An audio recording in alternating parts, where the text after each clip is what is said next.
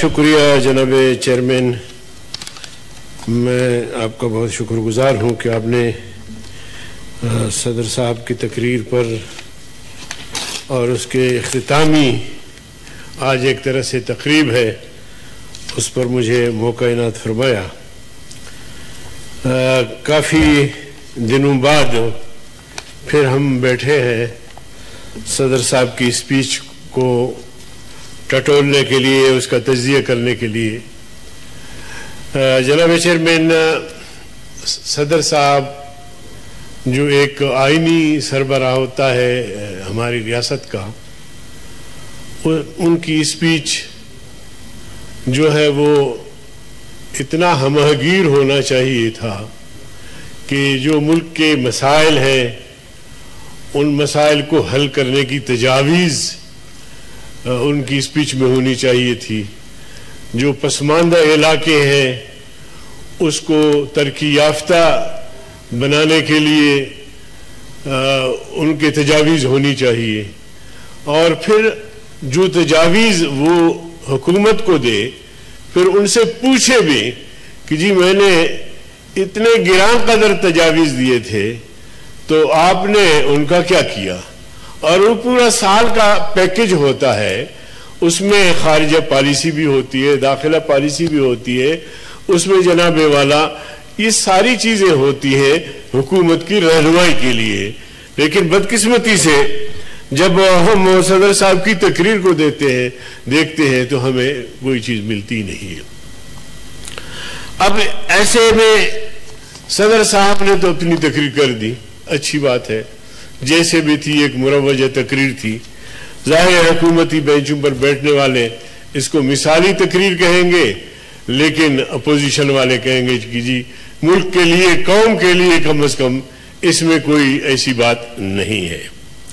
جناب والا، جیسے میں نے کہا کہ صدر صاحب کا جو بیان ہوتا ہے، سالانہ جو ان کی تقریر ہوتی ہے، وہ سال بھر کے پالیسیوں کے لیے آئینہ دار ہوتا ہے، تو وہ نہ آئینہ ہے نہ دار ہے اس میں، بلکہ تختہ دار ہے۔ اسی طرح میرے قائد نے بالکل صحیح فرمایا تھا کہ جو موجودہ حکومت آئی ہے ان میں مسائل کو حل کرنے کی صلاحیت ہی نہیں ہے۔ اور بلال بھٹو نے بڑا خوب کہا تھا، اور پہلے روز کہا تھا کہ یہ سلیکٹڈ ہے اور ان میں کوئی ویژن نہیں ہے، کوئی ویژن کا فقدان ہے، کوئی بہتری لانے کا فقدان ہے۔ لیکن 2 سال گزرنے کے بعد واقعی یہ ساری باتیں جو مولانا فضل الرحمن صاحب نے کہا تھا، بلاول صاحب نے کہا تھا، دیگر لیڈروں نے کہا تھا، وہ ایک ایک ہو کر کے سچ ثابت ہو رہے ہیں۔ جناب والا، انہوں نے بڑے بڑے بلند بانگ دعوے کیے تھے کہ ہم یہاں 1 کروڑ نوجوانوں کو نوکری دیں گے اگر برسر اقتدار آئے، 50 لاکھ لوگوں کو گھر بنا کے دیں گے اگر ہمیں حکومت ملی۔ اسی طرح پاکستان کی اقتصاد کو، اکانومی کو اتنا مضبوط کریں گے کہ باہر سے لوگ آ کے یہاں نوکریاں کریں گے۔ لیکن یہ ساری صورتحال آج ہمارے سامنے ہے کہ جتنے بھی دعوے کیے تھے ان میں سے ایک دعوے پر بھی عمل نہیں ہو سکا۔ انہوں نے یہ بھی فرمایا تھا کہ جی اگر مجھے کہا گیا کہ آپ نے آئی ایم ایف کے پاس جانا ہے تو آئی ایم ایف سے پہلے میں نے خودکشی کرنا ہے۔ اب آج اسٹیٹ بینک میں آئی ایم ایف، آپ کے ایف بی آر میں آئی ایم ایف، آپ کے فائنانس میں آئی ایم ایف، اب قوم کو انتظار ہے کہ وزیر اعظم صاحب کب خودکشی کریں گے۔ تو عرض کرنے کا مقصد یہ ہے کہ یہ پالیسیاں، یہ گفتگو، اس طرح کا انداز اگر آپ نہیں کر سکتے تھے یا آپ کی ایسی صلاحیت نہیں تھی تو پھر اس طرح کے بلند بانگ دعوے آپ نے کیوں کی؟ جناب والا، پھر ریاست مدینہ کی بات کر کے میں بڑا حیران ہوتا ہوں کہ ریاست مدینہ کو گرانے، اس کو متنازع بنانے کے لیے تو کام ہو رہے ہوتے ہیں، کہیں مندر بن رہا ہوتا ہے، کہیں جناب علی گردوارے بن رہے ہوتے ہیں، سرکاری فنڈ سے اور مسجدیں گرائیں جا رہی ہے، تو کیا ریاست مدینہ میں کوئی اس طرح کا ماحول تھا، اس طرح کیا جاتا تھا؟ تو اس لیے میں سمجھتا ہوں کہ ریاست مدینہ کو متنازع بنانے، ریاست مدینہ کی توہین اور اس کی تقدیس کو پامال کرنے کے لیے یہ ایسے اقدامات کر رہے ہیں اور اس کا نام دے رہے ہیں ریاست مدینہ۔ میرے بھائی نے یہاں فرمایا کہ سیدنا عمر رضی اللہ تعالیٰ عنہ نے فرمایا کہ لو مات الکلب جوعا علی شط الفرات، لو مات الجوع جوعا علی شط الفرات لکان عمر مسئولا عنہ یوم القیامہ، اگر دریائے نیل کے کنارے پر بھی میری ریاست میں اگر کوئی کتا بھوک سے مر جائے گا تو اس کتے کے بارے میں بھی مجھ سے سوال کیا جائے گا۔ ریاست مدینہ کو چلانے والے سیدنا عمر نے یہ اعلان کیا تھا کہ کتے کی بھوک کا سوال بھی مجھ سے ہوگا۔ کوئی انسان تو انسان ہے، اگر جانور بھی بھوک سے مر جائے گا تو اس کا سوال مجھ سے ہوگا۔ آپ نے جو بجٹ دیا ہے اس بجٹ کی روشنی میں غریب کا کیا حال بنا ہے؟ 35 سے 40% اب بھی لوگ جو ہے وہ غربت کے لکیر سے نیچے زندگی گزار رہے ہیں۔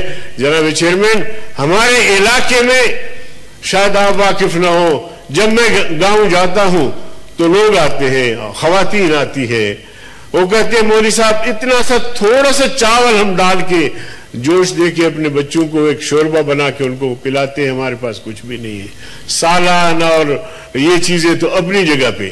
اب اس ایسی ریاست کو آپ نے ریاست مدینہ بنانا تھا، بھوک آپ نے ختم کرنی تھی، غربت ختم کرنا تھا آپ نے، لیکن آپ کے اقدامات سے جس طرح ملک جو ہے وہ دیوالیے کی طرف جا رہا ہے، آپ کا اقتصاد برباد ہو گیا ہے، بلند بام دعوے، لیکن آپ کا بجٹ ہے، آپ نے کہا ہے، میں نہیں کہہ رہا، آپ نے کہا ہے کہ جی ڈی پی گروتھ جو ہے وہ 0 پہ آ گیا ہے، یہ آپ کا کہنا ہے، یہ بجٹ ابھی بھی موجود ہے اور آپ کے سامنے بھی ہوگا۔ تو اس کردار کے مالک اور انہوں نے ملک کو جو ہے ریاست مدینہ بنانے والے ہیں۔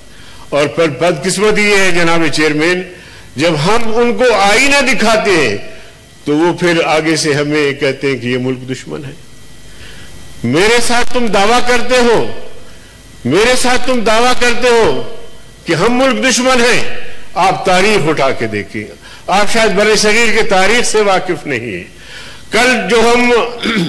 پرسوں جو ہم 13 جولائی کشمیریوں کے ساتھ یکجہتی کا اظہار کر رہے تھے، میں دعوے سے کہتا ہوں کہ ان 22 نوجوانوں نے ایک اذان کی تکمیل کے لیے جام شہادت نوش کی، وہ میرے قبیل سے تھے، آپ سے نہیں تھے۔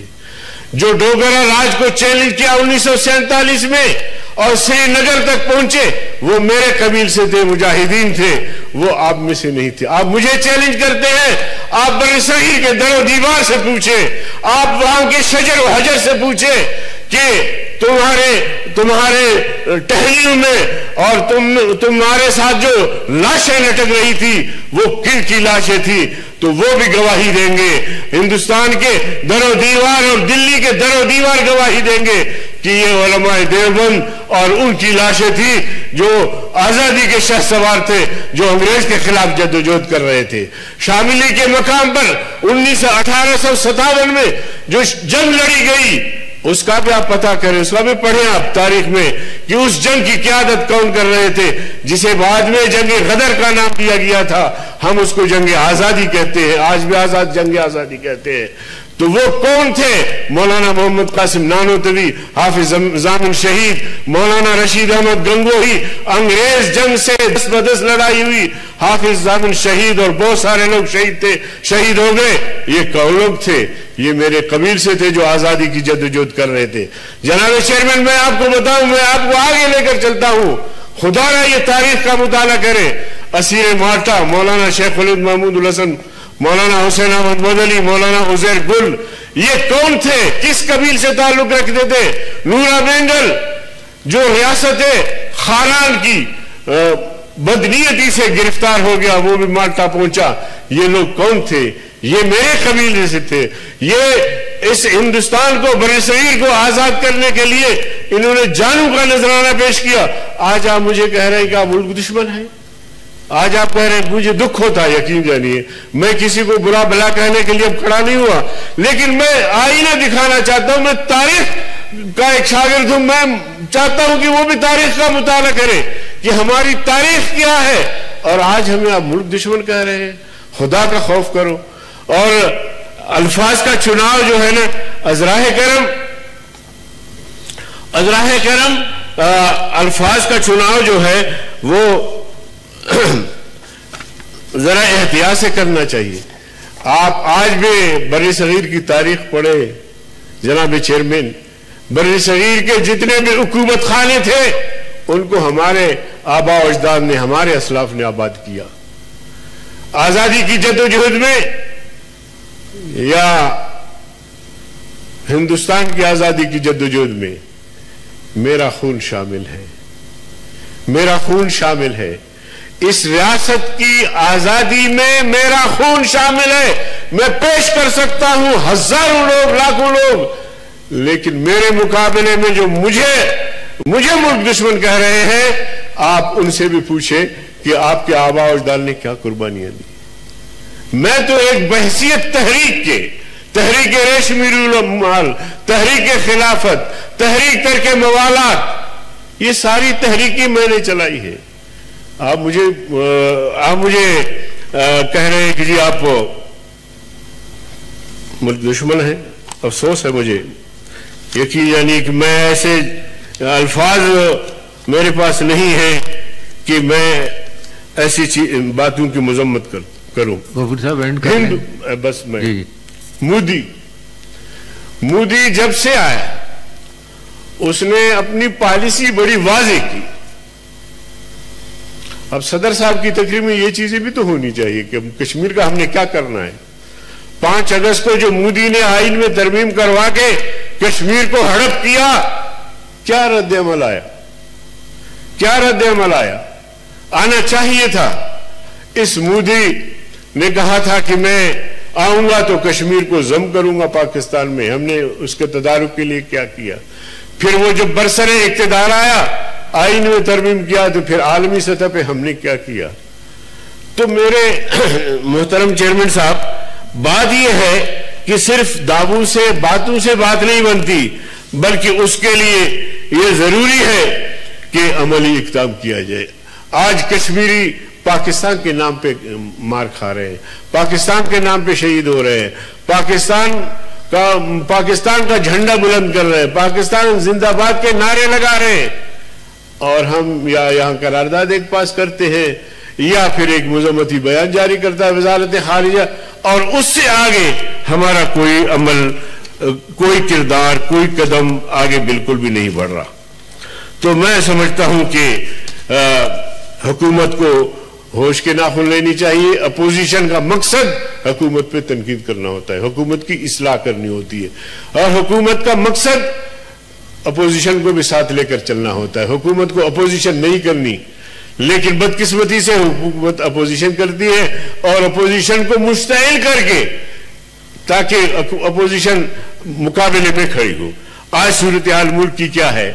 بے روزگاری، ٹیچرز ہڑتال پہ، ڈاکٹرز ہڑتال پہ، زمیندار ہڑتال پہ، کسان اور مزدور اور صنعتی مزدور ہڑتال پر، اور اسی طرح اسٹیل مل کے جو ہے 9,500 ہزار لوگوں کو بے روزگار کیا گیا ہے. اور میڈیا پر قدغن ہے، میڈیا پہ قدغن ہے. میر شکیل الرحمان گرفتار ہے، جنگ گروپ پہ پابندی ہے، اور بہت سارے میڈیا ہاؤسز ہیں، اور ان پر بھی انہوں نے قدغنیں لگائی ہے. اور ہماری بات تو 2 سطر بھی اخبارات میں شائع نہیں ہوتی. ان کو پابند کیا گیا ہے کہ JUI کا کوئی بھی بیان ہو اس کو شائع نہ کیا جائے. لیکن یہ وقت ہے گزرتا ہے، یہ وقت ہے گزرتا ہے. ہمارا خون بھی شامل ہے تزئین گلستان میں، ہمارا خون بھی شامل ہے تزئین گلستان میں. ہمیں بھی یاد کر لینا جب چمن میں بہار آئے. تو میں یہ مختصر عرض رکھنا چاہ رہا تھا آج آپ کی خدمت میں. جس کھیت سے دہقان کو میسر نہ ہو روزی، جس کھیت سے دہقان کو میسر نہ ہو روزی، اس کھیت کے ہر خوشہ گندم کو جلا دو، ملازمین کے لیے ہر سال بجٹ میں ان کی تنخواہوں میں اضافہ کیا جاتا ہے، مگر 10% بھی یہ اضافہ نہیں کر سکے۔ پنشنرز بیچارے جو اسی پنشن کو لے کے گھر چلاتے ہیں، ان کے پنشنوں میں اضافہ نہیں ہوا۔ تو ہم بیٹھے یہاں کس لیے ہیں؟ رفاہ عوام الناس کے جو مسائل ہیں ان کو حل کرنے کے لیے بیٹھے ہیں، لیکن ہماری پوزیشن یہ ہے کہ ہم اپنے تنخواہ بھی نہیں بڑھا سکے تو ملازمین کی تنخواہ کیا بڑھا سکیں گے؟ بہت شکریہ جناب۔ جی ولید صاحب۔